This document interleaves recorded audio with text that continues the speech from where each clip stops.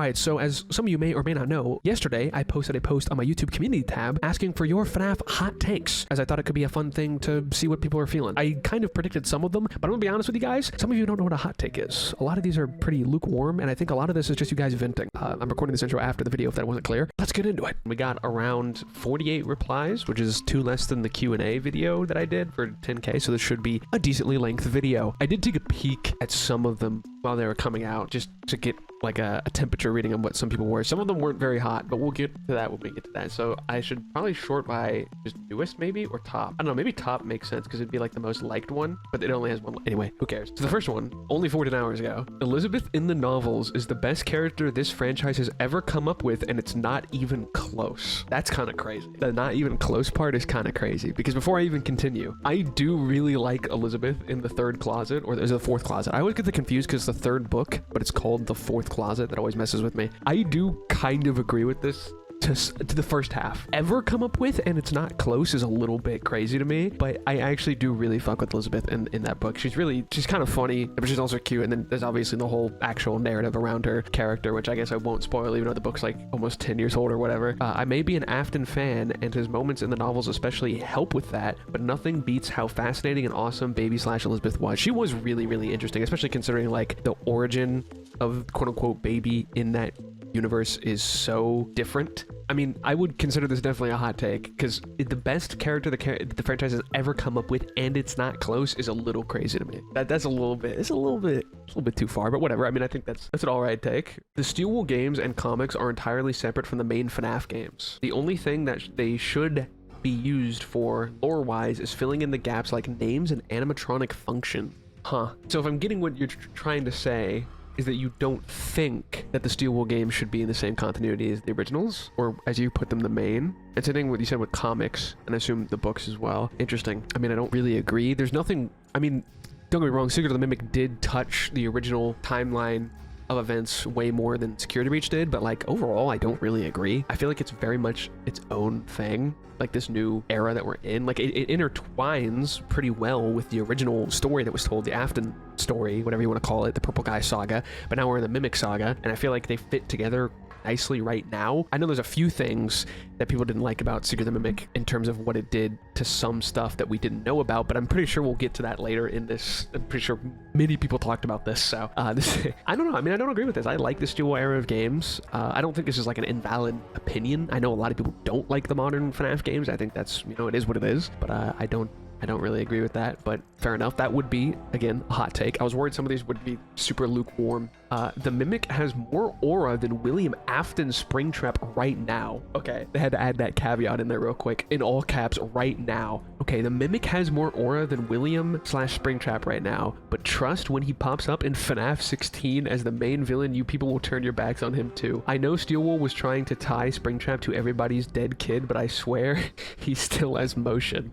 I'm not really sure what this is trying to say, to be honest, in FNAF 16. I don't really know what this is trying to tell me. I like how I sorted by top comments. There's almost 6 comments right here, and it's below 9 comments, and 2 and 1. Like, what is going on with this, YouTube? This is weird. I was hoping it would be in order of, like, the most likes, because then that would probably be, like, the one that people agree with. Anyway, who cares? FNAF fans are obsessed with making the series realistic just to criticize the new games, when in reality, not a single FNAF game has ever been realistic. Okay, so this is true.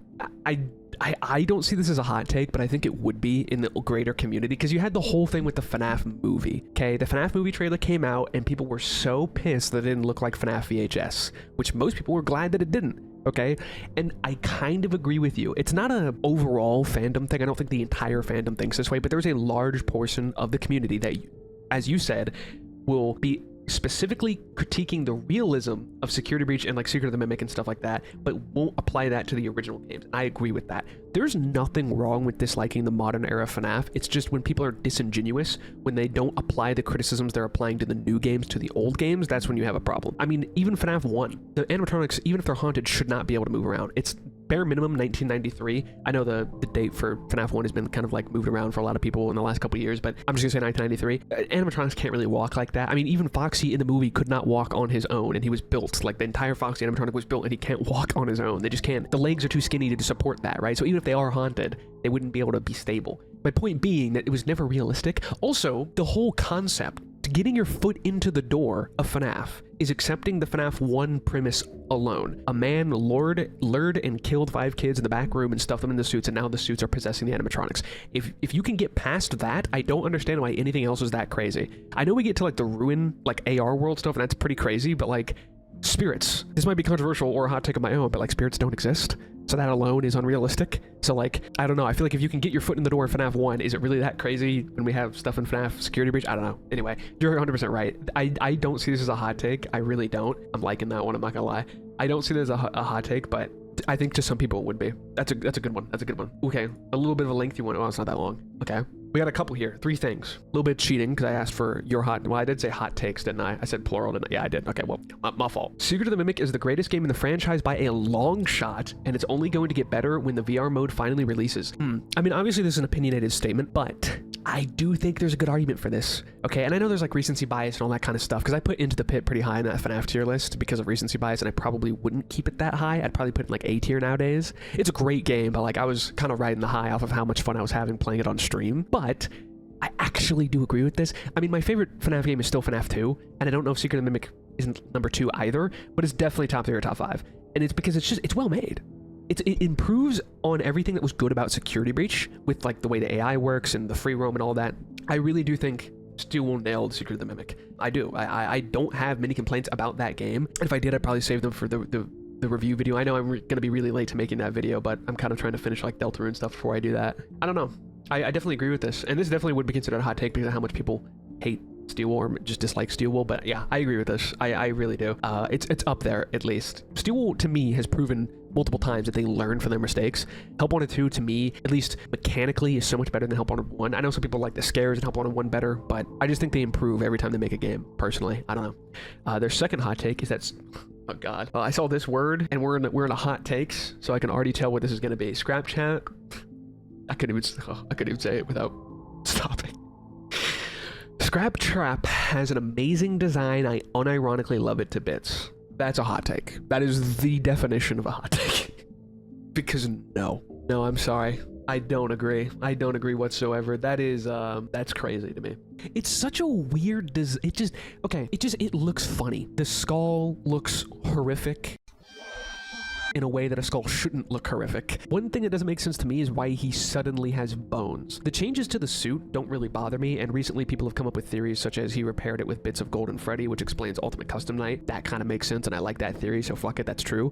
But why does he suddenly have bones? Springtrap never had bones, and it never bothered me. And actually, that could be added to this guy's thing about realistic. Springtrap's corpse makes no sense in FNAF 3, but nobody cares because it looks cool as fuck, right? Like, where are his bones? Why is he just like this goopy monster? You could have explained that at some point by saying it's like an agony. He's like an agony creature. He actually is goopy now, but they never did go that direction. I don't agree with this. To each their own. It's not that big a deal.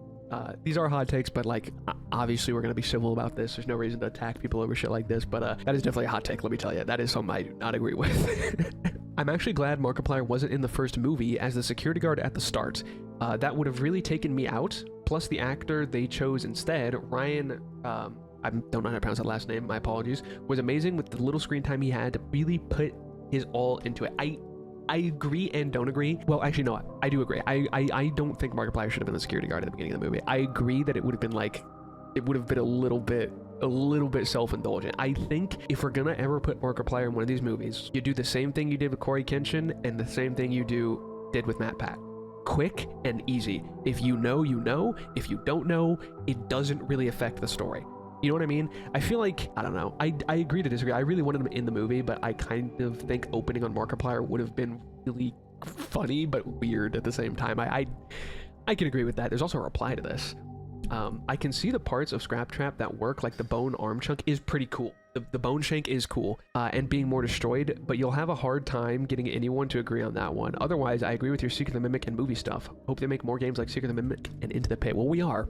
I mean, Into the Abyss, that one game that was teased by Leon Riskin, I did a community post on that too, and if you haven't seen it, it's pretty crazy. I'll put the tweet on screen. I actually did make a video on it, but then I decided I didn't want to do it. I made like a news video on it because I saw no one else talking about it. Now people have made their videos on it. I think people were waiting just to see if any more information was going to come out, but I just didn't like the video that I made, so I scrapped it. It was completed though. If FNAF fans thought more like comic fans, there'd be less drama. This is true. I'm the guy that says true sometimes. Thank you, Paul. I'm trying to think of what you're referring to, because one problem with comic books, and one of the reasons that I stopped reading comic books, I haven't really read many since I was younger. I keep up with like some stuff every now and then, because I've been like really reading Absolute Batman, because it's been really enjoyable, and like the Ultimate Spider-Man stuff that was happening. One of the problems with comic book fans is that they cannot accept change. And FNAF fans kind of struggle with that too. So I'm not sure exactly, again, what you're referring to here. To be fair, though, there is a population of comic book fans that do want new stuff. So I don't know. I don't know exactly what you're... I feel bad now, because now I'm just going through these and be like, I don't know what you mean by that. William Afton is Toy Chica, W reference. Sister Location has the best animatronic designs, even including the originals. Definitely a hot take, not a crazy take though. Their aesthetic is so specific that I feel like if you fuck with the aesthetic, yeah, you'd probably think that, because the fun times aren't really replicated again, except for maybe Dolly from Secret of the Mimic being the closest thing, and I guess like Funtime Chica appearing in FNAF 6, but like, I mean, yeah, Bellora's very unique because she's taller, she's, you know, slender, so she doesn't have like this big bulky animatronic design. I love Funtime Foxy. I've talked about that before in the character tier list thing. Funtime Foxy is probably one of my favorite Foxy designs. I just like the color scheme and the look of the character. Funtime Freddy is very iconic. The hand puppet, very iconic. I don't really mess with Circus Baby that much, but I think she fits though. She fits what they were going for. So, I mean, it's not that crazy. I get it. I don't consider them the best myself, but I think they're the most unique style of all the themed groups. Very sci-fi and futuristic looking. Yeah, I agree. I mean, that's a decent take. I don't feel like that's like it's not that hot of a take, to be honest, even if I don't agree with it. The FNAF game that deserves the most a new coat of paint and truly give it some love is FNAF 3. It had some weird gameplay choices and artistic ones, but it had some great ideas that I'd love to see explored more and not just ported into VR and such. I low-key kind of agree with this. I'm seeing what this person's putting down, and it's kind of why I'm excited for FNAF 3 Rewritten. Okay, you guys fucking love the FNAF Rewritten series on this channel, so I'm pretty excited for that game because I agree with this. FNAF 3's story is near perfect. I mean, it's really, really well done in the context of its, like, if you just look at it in a bubble, great story in that game. Great story, right? It's good too when it affects the rest of the universe, of course, but even just on its own, it's a great story. But the gameplay is odd. I like the strategic elements of FNAF 3. I just don't feel like the gameplay, and this has been said for 10 years, but I just don't feel like the gameplay was fully utilized to its potential. And the jump scares of like Springtrap are just not good. It can kind of take you out of it just a little bit. But yeah, I agree with this. FNAF 3 is simultaneously really, really cool and really, really dull sometimes. Most people, if you're talking about like the original trilogy, it's the weakest one, you know, and I think even I usually put it pretty low in the tier list because, you know, as much as I love the game, it just doesn't, you know, gameplay wise hold up to the other ones, you know, even though I like it conceptually. It's really interesting. So I do agree with this. If any FNAF game was gonna get like a true actual remaster or remake, maybe do FNAF 3. I agree with that. Wall of text incoming from Paul. Okay, Paul's getting serious. Hold on, let me crack my knuckles. The biggest issue with the FNAF lore and FNAF as a whole is the way that the community and the internet perceives it. Okay, hold on, you might be cooking. Because if you're going where I think I'm going, we are very much on the same page. What I'm trying to what in saying, am I having a stroke, or is that not grammatically correct? What I'm saying to make it, what in saying to make it brief, even though someone could mail, okay, there's a lot of typos in this. Even though someone could make like an hour-long video, is that FNAF as a series and a brand has its own identity, but this identity is entirely, that's not how you spell entirely, ignored and shifted not just by the fandom, but the internet. Great example of this is being stuff like headcanons and misconceptions. People are so stuck up in their own versions of the series that when the actual series tries something different or reveals new lore, they hate it most of the time. Henry's a great example of this, and I think you're actually going to say it right now. Secret of the Mimic being a golden example of how the internet has outgrown FNAF. What I mean is that not much people outside the community like or even know the game exists, or when they do, it's probably to criticize something out of it, fueled by misconceptions, saying stuff like, the lore is ruined, Edwin made everything, which is just not true. Hope you get what I'm saying. I do get what you're saying. Didn't outgrow FNAF. It replaced it with their own ideal version that matches the wants and needs of the moment. Brain rot, analog horror, trends, etc. I'm not saying that people can't make headcanons, remakes, interpretations, or even criticize the story. I'm not saying that. I just wish that people would accept FNAF for what it is now and for what it chooses to be in the future, not for what the nostalgic happy memory of the way that they have it. If you keep dreaming about the same thing over and over again, at the end of the day, you'll have nothing but dreams. Long-winded, but I 100% agree with this. I think I've even mentioned this before in videos, and I think I even actually talked about this in the Secret of the Mimic video series itself, but yes. Henry is the perfect example. People have been freaking out saying that like Secret of the Mimic ruined Henry's character, but here's the thing. We don't know anything about Game Henry whatsoever, except for his characterization in FNAF 6. That's it. Now, I've said this before as well, I choose to apply stuff we know from other media to Henry in the games until the games say otherwise. So the way that he acts, his personality that we learned in the Silver Ash trilogy, I apply to Games Henry when he was young. However, some people seem to have applied more to it, thinking that he was a much better guy than William, and that he was good-hearted, and that he would never fuck over Edwin, but he clearly would. And even then, we don't know 100% how on board Henry really was with the takeover of MCM, but even then, that's me kind of doing a little bit of headcanon. I agree with this. FNAF fans and the community as a whole get too stuck to ideas 100%. We come up with a really cool theory, the community accepts it, but people tend to forget that it's a theory. People tend to forget that this is what we're all thinking could happen. Instead, there's a portion of people who think, okay, this is what's going to happen, we all said it, and when it doesn't happen, you're like, oh, this isn't as cool as what I thought it was going to be. It's kind of like Snoke in the Star Wars sequel trilogy. Okay, say what you will about what actually happened. There were so many theories on that, and none of them made any sense, but some people got legitimately disappointed because their theory wasn't true. That is such a wrong way to approach media. I'm sorry, it's just not healthy. You will never be happy if you approach it that way. There's nothing wrong with what you said, not enjoying elements of the story, that's fine. But if you say they ruined Henry's character, I do look at you with like a little bit of an eyebrow raise, because what character? We don't know. And that's what I mean. FNAF fans talk a little bit, and I'm guilty of this too, because sometimes you just forget what words to exactly use, right? FNAF fans tend to speak too definitive about theories. And yes, you're right. To the outside of like the super FNAF literate people as well, the word Edwin made everything, the phrase, does spread, and people just take that as gospel who know a little bit about the lore because they don't research it more. This is going to be a Yappathon video, but I 100% agree with this. There's a huge problem. I even talked about that recently with like William Afton when I did, or this wasn't recently, it was a couple years ago now, when I did the Silver Eyes video, right? People didn't like William Afton in the books because it went against their preconceived like idea of what William was like when we thought he was Vincent and all this stuff. Like we had a personality for him. And again, I don't think there's anything wrong with making headcanons. You just have to accept that's not canon. That's not the direction they went. It is what it is. And you can still not like that. You just can't be mad because what you theorized to happen didn't happen. That seems so backwards. But yes, I agree with you. That is the biggest problem with the FNAF community, I think, for sure, is that they get too attached to very specific things, and when it's proven otherwise, even though we never even knew if that was the fact or not, they get a little bit pissy about it. They tend to accept it eventually, like it tends to cool down eventually, but it does happen quite often where something new happens, people are like, no, this was this, but we never even knew. There's so many things in FNAF that we as the community have a agreed upon consensus, but we actually don't know the answer. Night Guard in FNAF 3, okay? Most people, Michael Afton. I'm on the same side as Michael Afton. Some people say Henry, some say the guy from Fazbear Frights, but technically, we legitimately don't know. We literally do not know. I think it's Michael, but we do not know. FNAF 1, for the longest time, and still never been a direct confirmation that Mike Schmidt is Michael Afton. Again, I agree that he is, but even with the survival logbook, there is no, like, Mike Schmidt is Michael Afton. Like, we don't know that for sure, okay? Sorry for the yap, but that is something that I genuinely so much agree with. Anyway, next one. The name reuse. It's already hard enough to remember all the names in the first place. Why make it even more confusing by giving other characters similar names? Cook. Dude. I've talked about this many times too, so I'll try to keep this brief, I guess, but bro, Jeremy, or however you pronounce Jeremy, has been used at least 3 times. You have Jeremy, who possesses Bonnie, I believe, right? And then you have Jeremy Fitzgerald from FNAF 2, and then you have Jeremy from Help Wanted 1, which Jeremy from Help Wanted 1 could be Jeremy Fitzgerald, maybe, but still, oh my god. And even when it's close, I hate when they're close.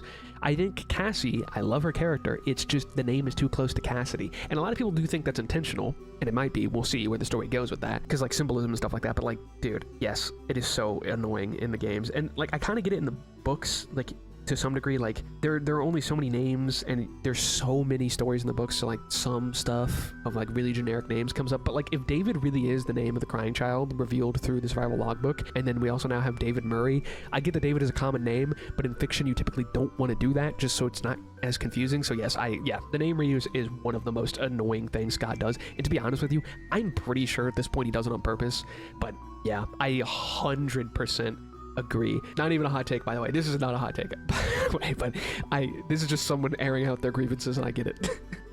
The lore is cohesive. What? You wanted a hot take, right? All right. I like the attitude. But yeah, this is a cook as well. This is something I've been saying for years, and I actually will die on this hill. The FNAF lore is not that complicated. It's really not. Is it super simple? No. No. There are some contrived natures of the lore. Maybe not straightforward. There's a little bit of wobbly, but it is so much easier to track than some people give it credit for. And you know what the problem is? It's, I think, more casual fans who consume theories, but never sometimes learn which one was actually accurate or not. You know what I mean? Like, here's what I mean. And I'm sure there's videos that exist by now that do this. We need more objective FNAF timelines. What I mean by that is, here, let me lay out the events of the games, and I'll tell you when we know something happened and what exactly was told to us in this game. And if you say anything that isn't confirmed, caveat it with the community consensus is. I feel like too many people, dude, this is one of my biggest pet peeves actually. Too many people, and I saw this a bunch when the FNAF movie was coming out because a bunch of people were trying to get into the lore on YouTube, and I get it. They were reacting to the MatPat Game Theory playlist. Why would you do that? If you're trying to learn the lore, why are you reacting to theories? That's so weird. No wonder you're confused, because MatPat will make a theory and then his next theory will contradict his previous theory because he's just toying around with ideas. That's what theory crafting is. Don't get me wrong, it's not as simple as like point A, point B. There's a little bit of like algebra in there, but like it is so much. I say the same thing about the COD Zombie storyline as well. It is way more cohesive than people give it credit for, but it also does have some contrived natures to it. It's not perfect, but yeah, I 100% agree with this. And yes, that is a hot take, because so many people have this misconception that the lore is just like, Scott just makes it up as he goes along. I don't agree with that. All right, next up. I actually really like the "it was all a dream" thing Scott had in mind for FNAF 4. Okay, so this is a hot take, because that started a whole civil war back in the day. I reference that all the time, but that was, yeah, that was a war that was fought. Everyone wants to believe an evil villain killed and tormented those poor kids, and I love me a good ghost story, but it also would have been a good ending to the concept. After all, up until that point, everything was just speculations, ghost stories if you will. No books had come out, no secret lore books besides the games themselves. What if a sad, lonely little boy just couldn't handle dying? Nothing, ... Okay.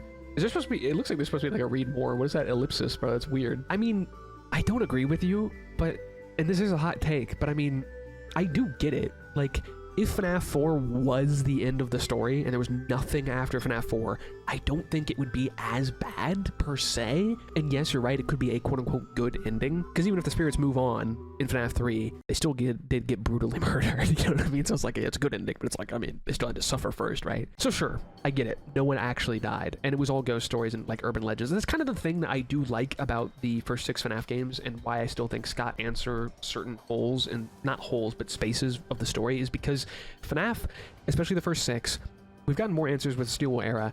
They feel like an urban legend because there's so many gaps between things. We don't know exactly the dates of certain things, right? But we know they happened between this and this, and it doesn't really matter when. It just, this happened, just like an urban legend. Some urban legends have that nature to them where it's like, well, when did that even happen? It's like, it doesn't matter when it happened. It's just, it happened, right? I kind of like, I can kind of agree to that, but overall, I'm glad that that wasn't true, because I feel like it would have been really hard to continue the story to where we are now. So I am glad that it wasn't Dream Theory, but fair enough. I mean, this is probably the best defensive Dream Theory that I've seen in a long time. So next up, I've never played FNAF.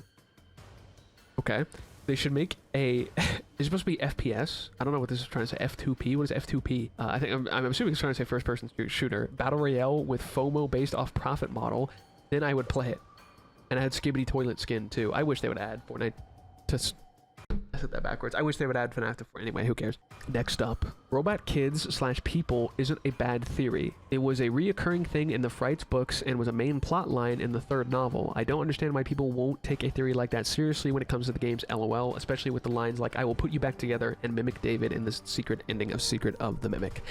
This is a bit of an, this is an unpacking that we got to do here. So for anyone who doesn't know, there's a twist in the original trilogy of books, okay, that permanently scarred the FNAF theory community. A character turned out to be a robot the entire time, and it was like, oh my god, that's possible, and could that be applied to the games? You know, MatPat has been one to perpetuate that for a long time, that a lot of Sister Location leads or lends credit or credence to the idea that William was trying to create like a robot kid or something like that, maybe of David, maybe of, you know, I mean the crying child when I say David. See, now it's confusing. I'm just gonna keep calling him crying child. The reason why I think some people don't take it seriously is, number one, they just don't like it, plain and simple. Some people just really don't like that theory, which isn't a good reason to kind of disregard a theory, you know what I mean? Like, I think that happens in the scientific community sometimes, like, I don't like that. Well, it might be true, so But regardless, there's nothing wrong with theorizing by pulling things from the books, but you do always have to add the caveat, the little grain of salt, that there is no precedent in the games for this. There's a precedent in the FNAF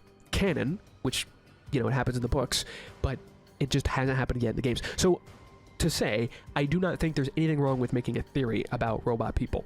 I think if you speak definitively, you have no legs to stand on because there's no precedent for it in the games. But yeah, making the theory is totally fine. People just forget what theories are, man. They're just ideas and being like, yeah, what if, I mean, look at this evidence, look at the books, here, look at this. It's just, theories are just food for thought most of the time, but people just take theories too seriously in this community sometimes as like a definitive statement. It's not a bad theory, I guess. Yeah, because you're right, there's precedent for it. It's as simple as that. Why are there so many clippy, I just realized there's like, we've scrolled past like 3 clippy profile pictures. Alright, next. I think some old FNAF fans are so attached to the old games and how nostalgic it is that they don't want FNAF to evolve over time, which it has. And since it has been critiqued to death for just trying to be original, if that makes sense. It 100% makes sense. This is something that every community struggles with. It's not a FNAF only thing. People don't really like change, and even if they do, they just have rose-tinted glasses. And we're all guilty of that to some degree, right? Like, I can admit, you know, because I've had this discussion in my comments several times, FNAF 2, my favorite FNAF game, but people always shoot that down because they're like, no, I don't think so. A little bit too RNG. 1020 mode, super RNG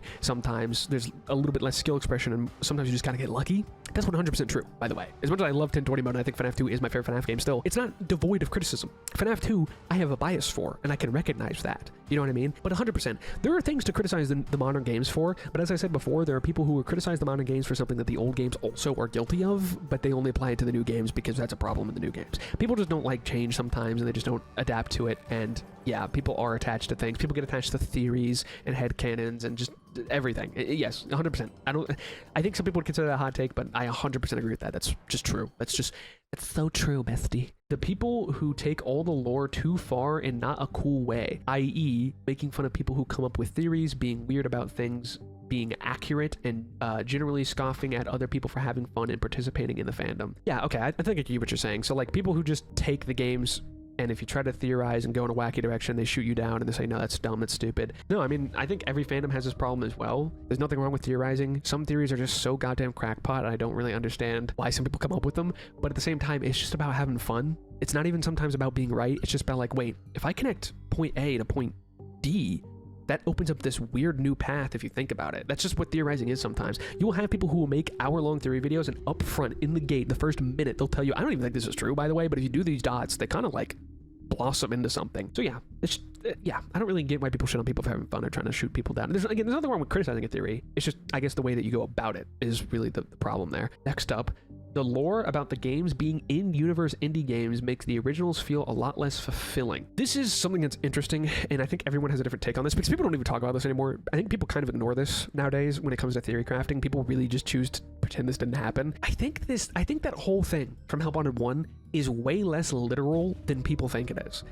The indie game dev that we see is not Scott Cawthon. The picture is Scott Cawthon, but the in-universe, it's not Scott. In Tales from the Pizzaplex, the story Help Wanted, we have a indie dev. I don't know if, you know, it's supposed to be the indie dev in the games. Tales from the Pizzaplex is kind of nebulous, but in that story, we learn Fazbear Entertainment hiring a guy to make games. You know, they kind of trap him in like a farmhouse with an illusion disc, but that's a whole can of worms we're not going to open right now. But he only makes like 4 games, which obviously, if we relate that to canon, or the game's continuity, there's more than 4 Scott games. There's bare minimum 6, and then if you add Ultimate Custom Night, right? So I don't think the games that we played are the indie games, okay? And some people disagree with that, but I just don't think they are, because that makes it really hard to theorize, because then it means that like anything you saw in FNAF 1 just might not even be true. I don't think that's the case. I think FNAF 1 through 6 that we played are legitimately the events that actually happened. I could be proven wrong later, and that's a whole different can of worms that we'll open when we get to it, but I have always chose to believe that it's not as literal as legitimately all the games previously to Help Wanted are in-universe games. I don't think they are. I genuinely don't think they are. Granted, Innard being a cutout does lend credence to that, because they really shouldn't even know about Innard. I see it more as kind of like a joke. It's like a meta joke. I think the joke just didn't land correctly, because number one, I think maybe it was just not explained properly, and number two, you're doing this to a community that takes everything and picks it apart, analyzes it. I think some people took it too literally, but that's just my interpretation of it, to be honest with you. This is a valid interpretation if you feel that way, and I don't think it's a hot take either, to be honest with you, but it is what it is. I don't think a lot of these are hot takes. I think people are just kind of venting, and that's okay. All right, I accept that. All right, this is your therapy session. Next up, FNAF World is the best FNAF game of all time, and FNAF 6 is the runner-up. Mangle is also the best character design IMO. These are definitely hot takes, for sure. Mangle, not so much. Mangle is the GOAT. I love Mangle. FNAF World being the best, yeah, people would fight you on that. A lot of people just don't care about FNAF World just because the type of game that it is. And obviously Scott himself would disagree with you by like a lot. But largely I agree with you. I love FNAF World. I think it's fun. You know, I think there's some stupid parts about it. Like Scott went a little too overboard with certain things, trying to be like secretive. Overall, yeah, I think it's a fun game. It's really fun. It's not perfect by any means, but it's fun. FNAF 6 is difficult for me to rank as a game. And I talked about that in the tier list because the story, some of the best we've ever had. I mean, the writing is great. The final speech is just so goated. The pizza sim aspects are really fun, but the night gameplay, the office gameplay just sucks. I appreciate him doing something different. Let's get that clear. I appreciate him trying something new with like the task and stuff like that. It's just, it's so unengaging because, you know, you don't see anything really. You just see the spinning and you just hear noises, which is scary. But I think also never really seeing the animatronics until the jump scares, which look weird, by the way. I don't know if they were just like unfinished or whatever, but they look weird. But just not seeing the animatronics, it just you know what I mean? And there's no unique mechanics of the animatronics. They all function largely the same way. Like some of them might have different like movement patterns, but like the office gameplay of FNAF 6 is, in my opinion, really bad. I don't know. FNAF 6 is really hard to justify as number 2, in my opinion. I'd say that's a pretty hot take, but this is not at all. This is cold. This is, most people would probably be like, yeah, true. Next up, the storytelling in the new era is infinitely better than the old era. Okay. And Edwin is way better than Henry since he, you know, he has an actual personality, not just hype moments and aura. Okay, this is the Dragon Ball community now. Now I feel like I'm like TSO Sage or something like that. Okay. Describing Henry as hype moments and aura is so funny, but it's actually so accurate. I'm gonna be honest, one of the main reasons people like Henry in the games is literally just the FNAF 6 ending, like the canon ending. That moment goes so hard. But you're right, and I even said it earlier, Henry doesn't really have characterization outside of exactly what we see him do in FNAF 6. There's the books, but that's a different continuity. It's the same canon, so like I said, I choose to apply stuff from other continuities to this canon, but once we're proven otherwise, we can't do that. You know what I mean? This is definitely a hot take. Edwin is better than Henry, but you're, you know, kind of right though, aren't you? I mean, Edwin has so much more going on as a character. This part though, the storytelling in the new era is infinitely better than the old era. That is a scolding take. I like that the storytelling is more direct and literal, except for one exception. And that's what everyone is going to point to. When they read this, everyone is going to immediately point out security breach. Security breach is such a mess because we know why. The Scott interview, Scott didn't tell Steele the reason behind everything. So when he would tell them to add something, they didn't always know why. So they would try to fill in the blank themselves, meaning there's probably a lot of dead ends in security breach in terms of narrative of that actually wasn't intended, this wasn't intended, that was intended, this was intended. But largely I agree with you actually. But there's still some pitfalls though. Glitchtrap I think is really weird because Glitchtrap was built up, he's technically a villain in security breach, but you don't know that unless you know that. You know what I mean? And he doesn't really have characterization. We don't really know what he's trying to do except for get a body, of course, but like why? Like we need more to Glitchtrap. And now that he's maybe dead already, Glitchtrap might have been kind of a miss for me overall. He's a cool idea, cool design, but we need more, you know, especially if he's M3. I feel like we need more for him in the future. I think we will. I don't think Glitchtrap's fully dead. I think he'll come back to whatever finale of the Mimic that we get, because, you know, we have M1, M2, and I do subscribe to the theory that Glitchtrap is M3. I think this is a thing where you can agree to disagree on certain things, because some elements I 100% agree with you. It is so much easier to understand character motivations in the modern era than the original, but there are some aspects that are a little bit cattywampus, just for lack of a better word. Next up, William Afton isn't the best villain in the lore. The Mimic kind of more cool, you know? I mean, that's just an opinion. Definitely a hot take though. But I mean, to be fair, when you only have 2 main villains, it's kind of just like a coin flip between who thinks who's cooler than who, to be honest with you. William's more interesting to me because he's a person in the sense that he has character. I think the Mimic will develop its own kind of personality after mimicking things for like however long it's been around, like 40 years, give or take. You know, I think he will become his own individual through his experiences. But until then, I think William is more interesting because I really like the characterization of William. Next up, you are a valid FNAF fan even if you've never played any of the games. That goes for any game. You don't have to play the games, read the books, or even know the lore to be a FNAF fan either. Okay, we'll take this step by step, actually. You're a valid FNAF fan even if you've never played any of the games. I agree with this. There's always been that narrative of like, you're not a real fan. It's like, I mean, I hate when communities as a whole, like, what makes you a real fan? Because some people like move that goalpost periodically. Star Wars has a huge problem with that, of what a quote-unquote real Star Wars fan is. To some people it's just, you know, people who like the movies. To some people it's people who like the 6 movies. To some people it's like the 6 movies and you've read every Legends novel post Return of the Jedi. It's a constantly moving goalpost. I agree with this. I do think you can be a fan of something, especially for example like the medium of games, and just watch it and be a fan of, I like the way it looks, I like the art direction, I like the voice acting, I like the music. It's a little bit harder for you to justify saying I like the gameplay, because you technically haven't really fiddled with the gameplay. You can only gain so much from watching the gameplay. I think as long as you specify that, I don't really see the issue. There are some people who obviously are a bit fraudulent, who will, you know, not play the games but then like act like they, you know, are the shit. They beat 50-20 mode or something like that. That's different than what you're saying, but you know, largely I do agree with this though. Like, yeah, I think you can be a fan. I mean, because there are some people out there who don't give a single fuck about the lore at all and know literally nothing about it, but have played every single game. There are some people who just love the FNAF gameplay, especially like the first 6. They just like the way the game plays and they don't care a single iota of a care about the lore, right? Which sounds, you know, crazy to people who do like it. And the opposite is true too. There are people who don't, and I've seen this all the time on Twitter. There are people who vocally do not like the gameplay of the first 6 FNAF games, right? And so they'll gas up like Secret the Mimic because they think that that's funner, and that's a valid opinion, and they love the lore but they don't like the game. And so this is kind of somewhere in the middle, and I agree with that. And that goes for any game. You don't have to play the game or read the books, and I'm assuming you're specifically talking about FNAF, by the way, because obviously if you're a fan of a book you would have to have read the book. But I think you're saying specifically FNAF books, or even know the lore. For sure, there's different ways to be a fan. You can just love the gameplay, so you don't know the lore at all. Some people just don't like reading books. I have all of them, I love them, but you know, some people just don't like reading books. Some people just don't like the vibe of the books either, you know, because some of the books get batshit insane. I mean, there's a story where a guy essentially gives birth to Scraptrap. Okay, I know it's like a classic, everybody brings up In the Flesh, but it's true. There's also like the super cancer story where the whole world dies of super cancer and Tales from the Pizzaplex, which, to be fair, there's more to that than what I just said, but still, just that alone conceptually sounds a little bit crazy for a FNAF story. So yeah, I agree with this. It's just, you know, there are some people who, you know, are a bit of a fraud, who will claim that they know this stuff, they don't really know this stuff. But I think if you're honest about this stuff, yes, 100% you're a valid fan. You can like the lore and not play the game. You can like the game and not know the lore, etc, etc, etc. There are even people who know the game's lore but don't care about the books. That's the thing too. This is gonna be a long video on Yap, so I might actually cut out some of the ones that I don't think are that hot of takes. I don't know, we'll see. You guys seem to like when I yap though, so maybe not. I don't know, we'll see. Rex404, one of my longest standing members. Five Nights at Freddy's isn't real. Okay, buddy, you're banned. Next up. I think the lore and story is cool and can be also rightfully criticized because some of the decisions are so dumb. Why do we need 2 purple guys and the then Midnight Motorist? Did there need to be 2 separate Bite of 1990s or 1900? Also, the consistent name reuse. Okay, we can take this step by step again. There are things that can be rightfully criticized, 100%.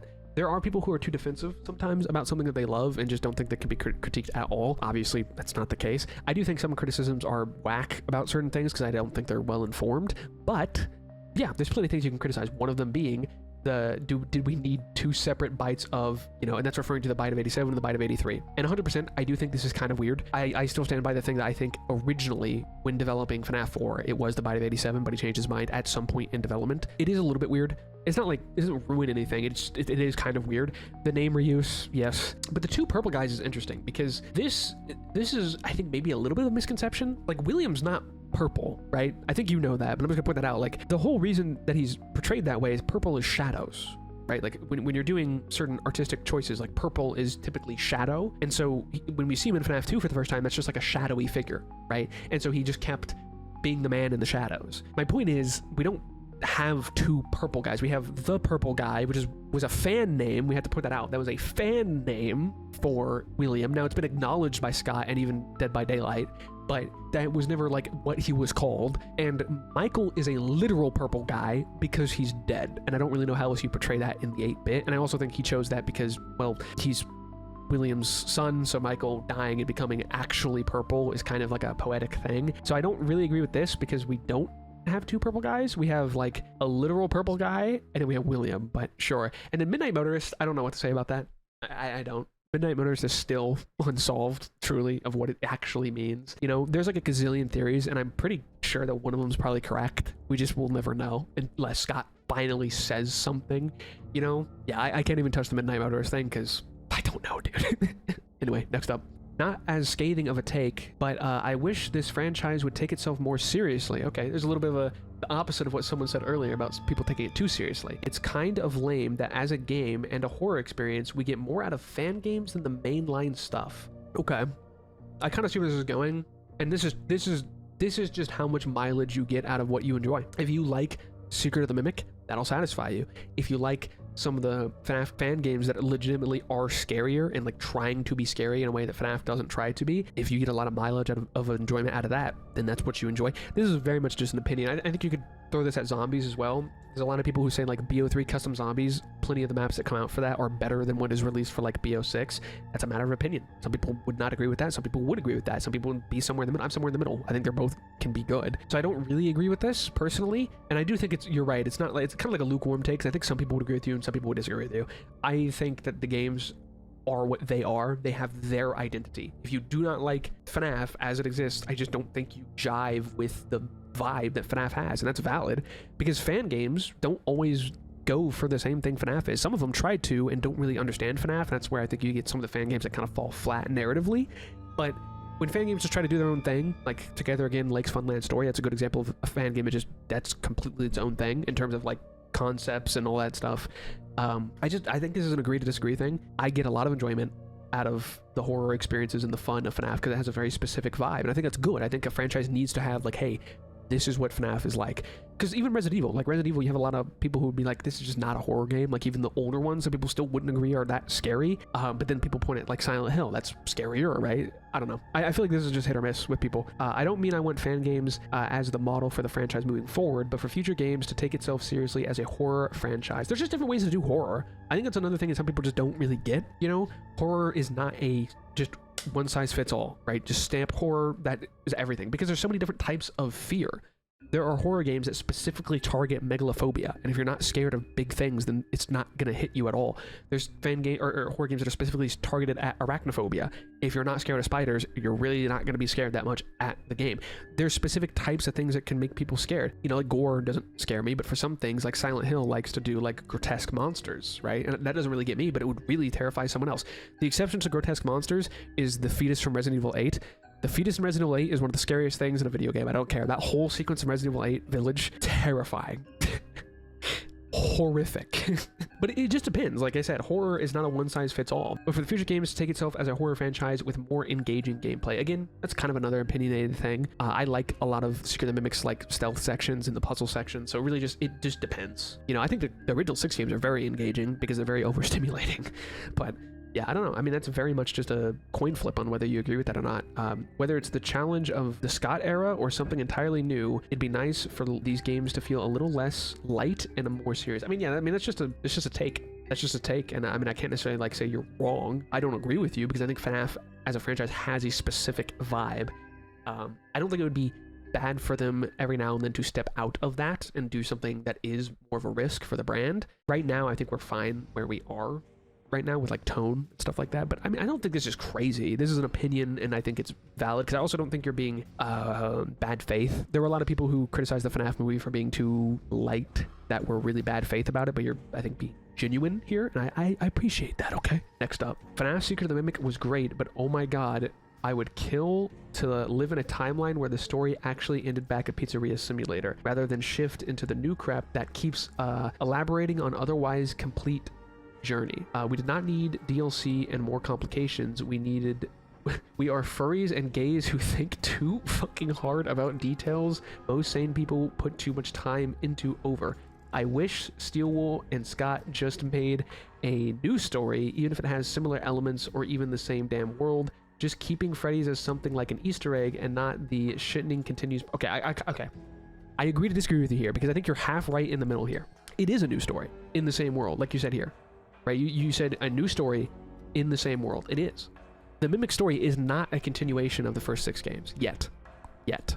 Okay, is it directly connected and some of the events of that directly influence? Yes, and that's, I think, a good way to do a story set in the same universe. This story is not a sequel story yet. If William legitimately comes back, then yes, it would be considered a sequel story. William Saga is that part of the universe.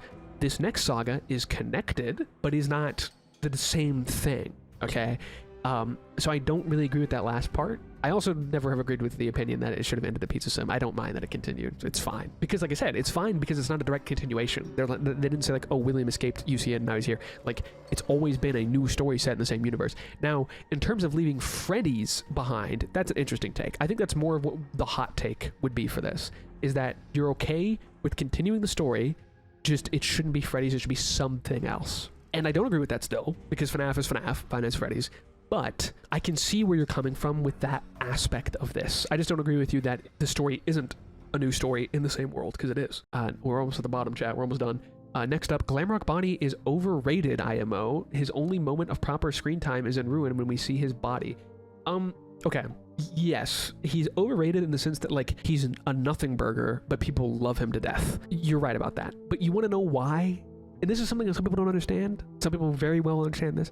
The reason Glamrock Bonnie is so popular was the mystery. The fact that we don't see him is why people love him. Characters sometimes with less screen time are going to be more popular than characters with more screen time simply because of the what if. You have to understand the reason why is the mystery itself is what makes the character of Glamrock Bonnie. Next up, the puppet is overrated flopster piece, half joking. Scrap Baby is an underhated slop feces.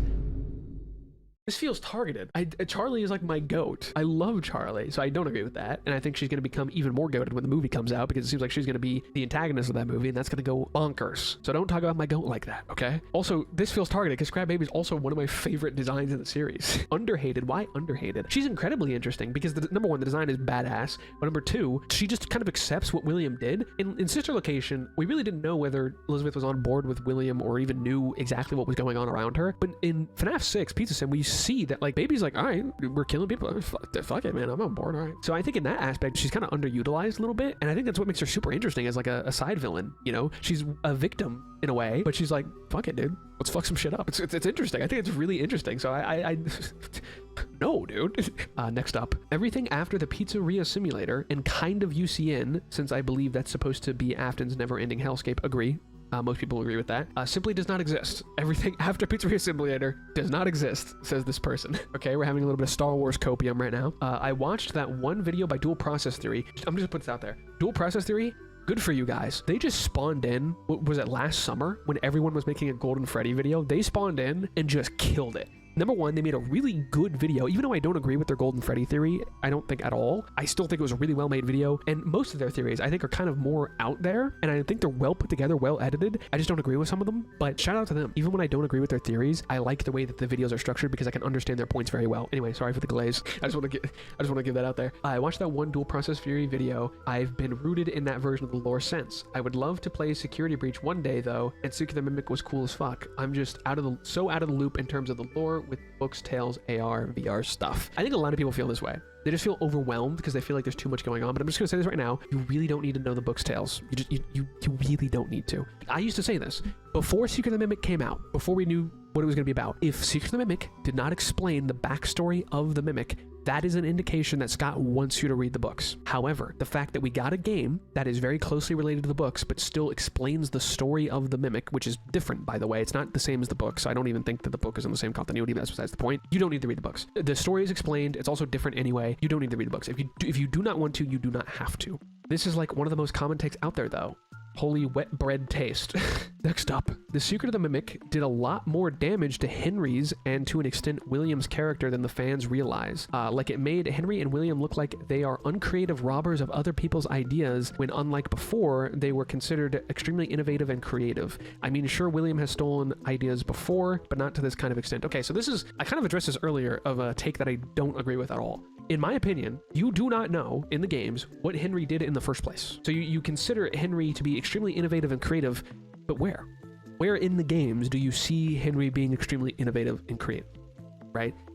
He does come up with some solutions in FNAF 6, I suppose, and he does say of prisons of my making, implying that he made the animatronics, at least the ones that are inhabited by the spirits, but that doesn't suggest that he didn't steal those designs in the first place. So all I'm saying is you don't know Henry's character. We can, like I said, I apply stuff from the books, but now that that is kind of contradicted, I can't do that anymore. I don't think Henry's as good as guys we thought he was. As simple as that. He's not as evil as William. I don't think he would kill someone. At least intentionally, but I don't agree with this at all, because we don't know Henry's characterization. We don't know what Henry actually did in the games. We can only assume. And for William, I don't agree at all. I mean, sure, William has stolen ideas before, full stop. This is in character for him, fully. Even in the Silver Eyes trilogy, this is in character for him. William is totally in character in that game. I disagree with you fully. Henry is a little bit more nebulous, because we can have this Henry argument all day. It's fine. But William, I 100% disagree with you with. This is definitely a hot take. I don't agree with this. This is something I would consider a hot take, because I don't agree with this. You're not like invalid or anything like that, but I don't agree. We don't actually really know what Henry has really done in the games, so there's really no damage to his character because he didn't really have one to begin with. And for William, I think he's incredibly in character. Next up, not a fan of the books at all. That's definitely not a hot take, by the way. Not a hot take. Just an opinion. I mean, I mentioned it earlier. The books get crazy. There's, you know, in the flesh, you know, there's the super cancer story, there's the sea bonnies, but there's also really good ones, dude. I'm sorry, there's really good ones. Into the Pit is good. I know it's done to death now, so people are kind of tired of it, but Into the Pit is good. Fetch is kind of good. The Ralph, the bunny story is actually kind of creepy. The one with like the symbols of the log cabin, that one's actually kind of creepy.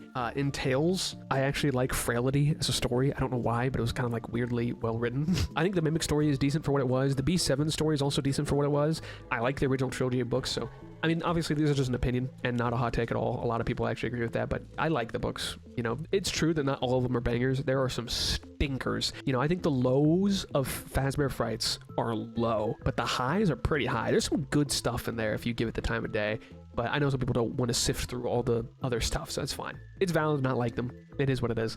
Next up and last up, 1 hour and 12 minutes into the recording, the books are one of the worst things about the franchise. Okay. To be honest, I expected more stuff about the books, to be honest. I believe this even more since Secret of the Mimic. All the complaints that the game ruined Henry's story come from the fact that the only knowledge we have of the most important characters to the story came from the books that were never canon. The books should never have been connected to the game's story in that way. I mean, they're not connected.